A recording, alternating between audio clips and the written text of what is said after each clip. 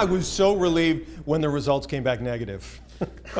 Chris, thanks so much. For taking sure. the time to chat Sure, about your new sure. film. Oh, thank you. The pleasure's mine. Hey, thanks for coming down. And say hi to Evan for me. How old is he now? 7, 8? It's Elliot, and he's 16 now. Oh, they grow up so fast. Oh, Ethan, what a kid. Elliot. Mm-hmm. Thanks for coming by. Good talk. All right. Yeah. Hey, I know you said you had a heart out intent, but do you have time for one more? Janine, you know how hard it is to get an appointment with Dr. Rathesberger. These crow's feet are not going to fix themselves. It'll be real quick. They said they're an old friend. They always say that. 5 minutes. All right, fine. But I'm going to need a lot of yerba mate. You got okay? it. Thanks. Oh, hey. Hi. Come on in. Have a seat. Thanks for coming down. You want a yerba mate? Having them flown in? You know, most of these brands, they contain 10 polyphenols, but this one goes up to 11. 11? Spinal Tap. What do you believe your name is? Hey, you guys with TMZ, we've gone through this before. Do you really think your name is Chris Smith? Who would claim to be that? Who was not? Sean Connery, Untouchables? Did you guys ever go to the movies? No, my name is not Chris Smith. We changed it because it sounded too much like, well, you know what it sounded like. And you know what it is. Hank Johnson. Now that, honestly, would have been a better name. Do you know how many Chris Smiths there are in the phone book? Hey, Janine, do we still have phone books? No? God, I feel old. Your name is Hank Johnson. This is Hank Johnson. You've been an agent of the Hank National Johnson. Intelligence Agency for the past 10 years. Oh yeah, the Ingress video game, right? Yeah, that was a good role. You enjoy playing games, so let's play. Why don't you tell me how you first entered the role of Henry Holland Johnson? Ooh, you know his middle name. Ingress fanboy. Look, I'm here to talk about my new project, not to talk about an old project, so if we could just stick with that, that would be great. Janine, yerba mate, s'il vous plaît. When we first found you, you were half dead wandering the Hindu Kush mountains. The what mountains? Listen, I'm sure if I was half dead, Kush had something to do with it. You know what I mean? Okay, indulge me. What is your first memory of Ingress? Wow, 10 years. Well, that seems like another life ago. I was originally brought on board to do voiceover only.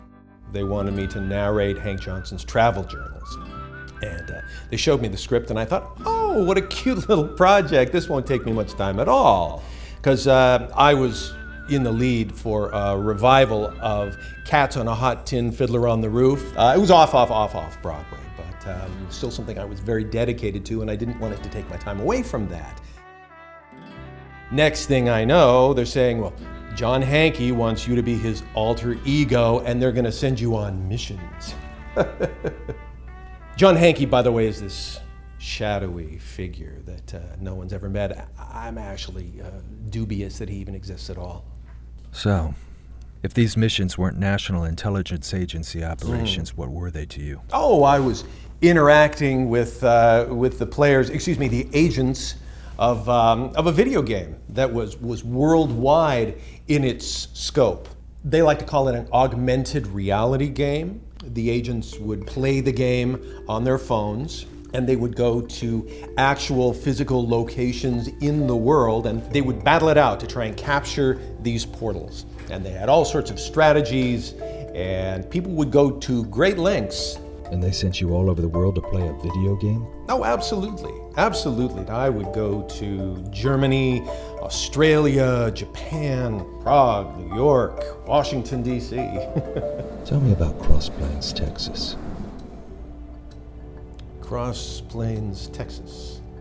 That was my introduction. That was the first time that I got to interact with Ingress agents. There was some really mysterious stuff going on. Mysterious? In what way? Symbols, they like to call them glyphs, appearing out of nowhere. Yeah, there was some serious weirdness going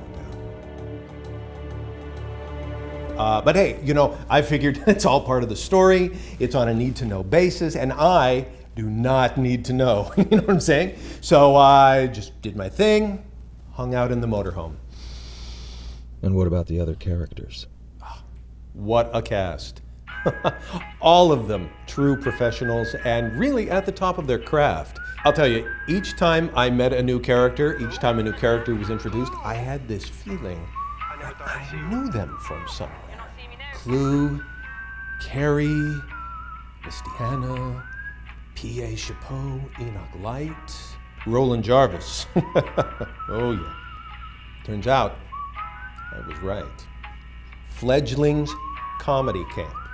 Improv, my boy, improv. Yes, and. The agents are never out to play gotcha. They're never out to play, you made a mistake here, and therefore I know you're just an actor and that this is just a game. All of the agents have a respect for the project because they're integral. They shape how things turn out. They literally shape the storyline. Devra? You believe Devra is an actor? Devra, I've known you for 20 years. You're nervous. You're the only one I can talk to about it. Devra? The one that got away. Yes. Absolutely. First class actor.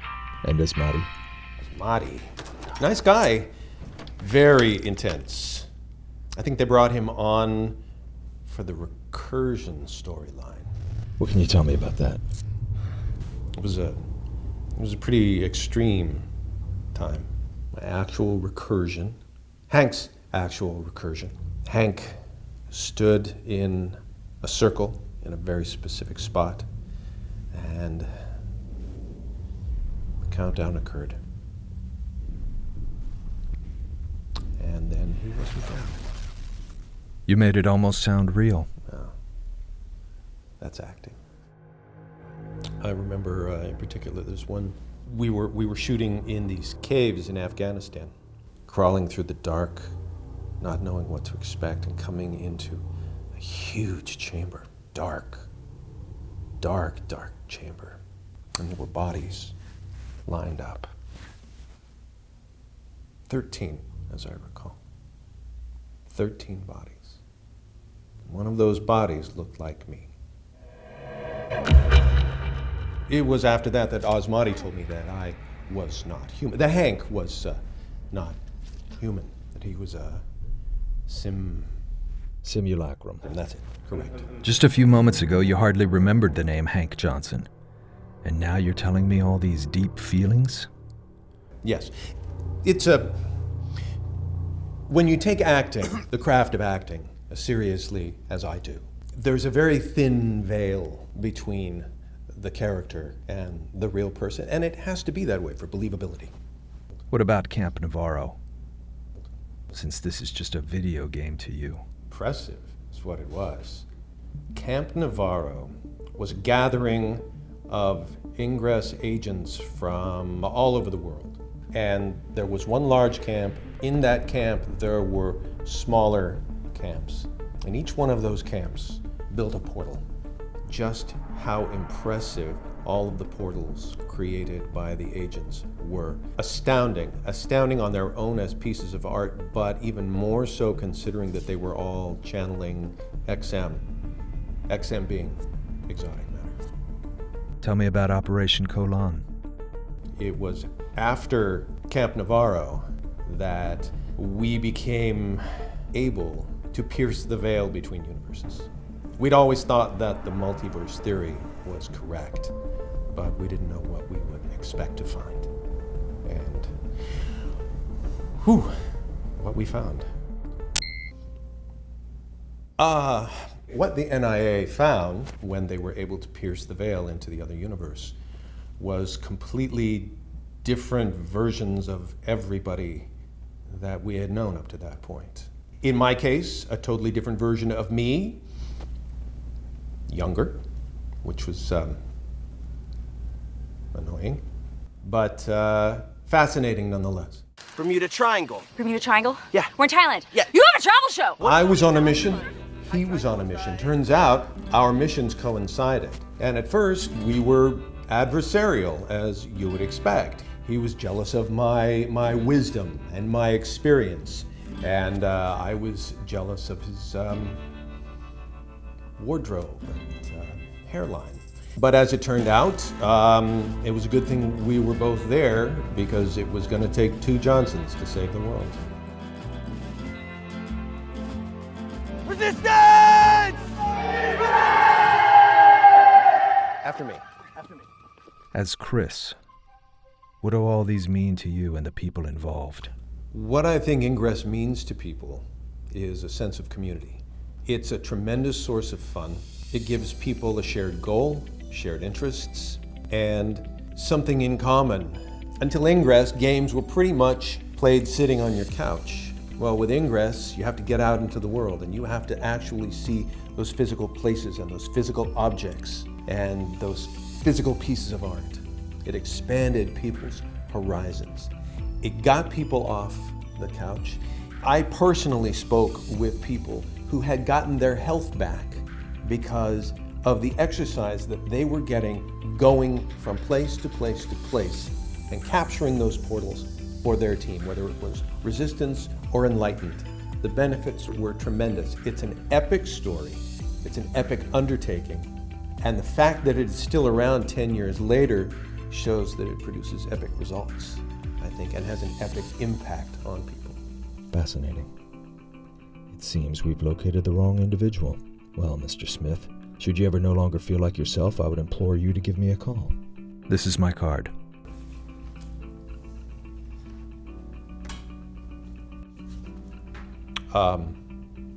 Thank you. We have one last job for Hank, right here in Los Angeles, November 12th. Should you ever cross planes with him, be sure to give him that number. I will.